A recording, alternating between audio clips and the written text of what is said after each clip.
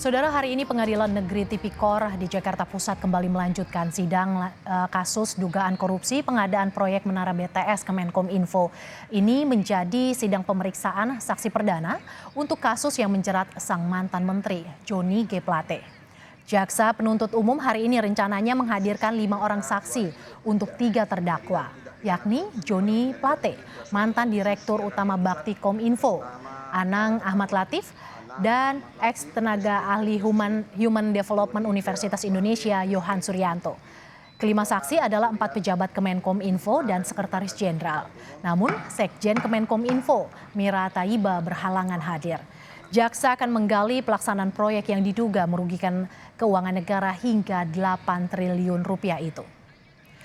Dan untuk mengetahui informasi selengkapnya, kita akan bergabung dengan jurnalis Kompas TV, Tifal Solesa yang berada di Pengadilan Tipikor Jakarta. Selamat siang Tifal, sejauh ini apa saja poin-poin menarik dari kesaksian para pejabat Kemenkominfo yang terungkap dalam sidang kali ini? Saksi Muhammad Feryandi Mirza selaku Kepala Divisi Last Mile dan Backhaul pada Bakti Kementerian Komunikasi dan Informatika menjadi saksi pertama yang didengar keterangannya di muka sidang hari ini di ruang sidang Hatta Ali, Pengadilan Negeri Tindak Pidana Korupsi Jakarta Pusat untuk kasus korupsi pengadaan BTS 4G Kominfo dengan terdakwa Johnny G. Plate dan 2 terdakwa lainnya. Dalam kesaksian awal tadi saat ditanya oleh Hakim Ketua, ia menjelaskan bagaimana kemudian proyek ini bisa dimulai atau digarap atau direncanakan awal mulanya sampai akhirnya muncul kasus ini dalam proses hukumnya begitu. Awalnya ia menjelaskan bahwa sesuai dengan arahan Presiden untuk percepatan transformasi digital di sejumlah daerah terluar begitu atau di wilayah 3T begitu, ada target kemudian ditetapkan oleh pemerintah untuk membangun tower BTS di 12.500 desa di wilayah 3T yang saya jelaskan di awal.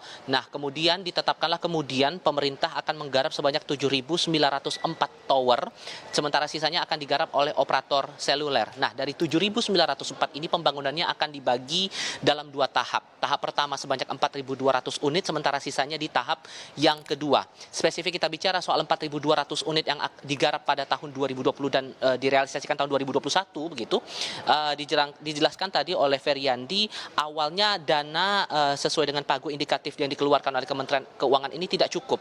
Awalnya hanya bisa memenuhi untuk pembangunan 2.400-an unit tower BTS dengan anggaran yang saat itu tersedia hanya sebesar 6,075 triliun rupiah.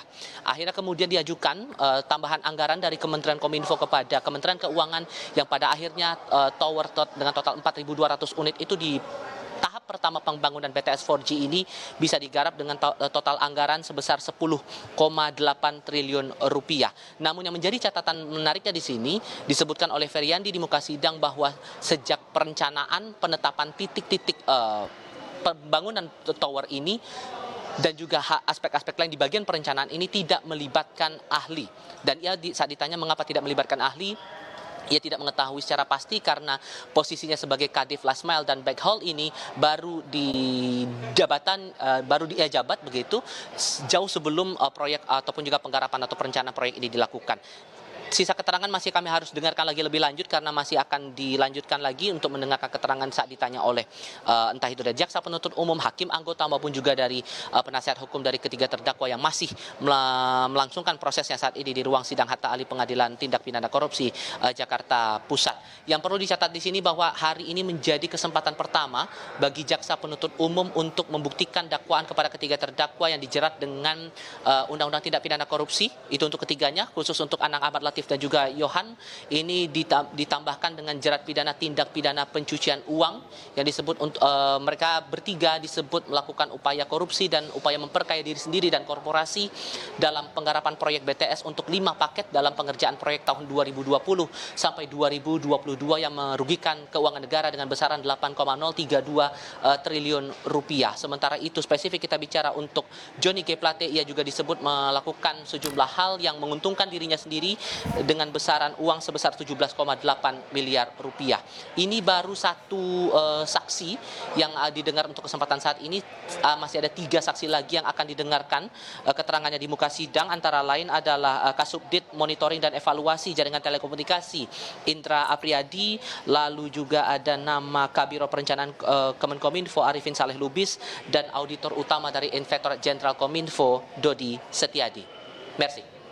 4 pejabat Kemenkominfo jadi saksi dalam sidang Joni Plate yang digelar di Pengadilan Tipikor pada hari ini. Terima kasih Tifal Solesa, jurnalis Kompas TV atas laporan Anda.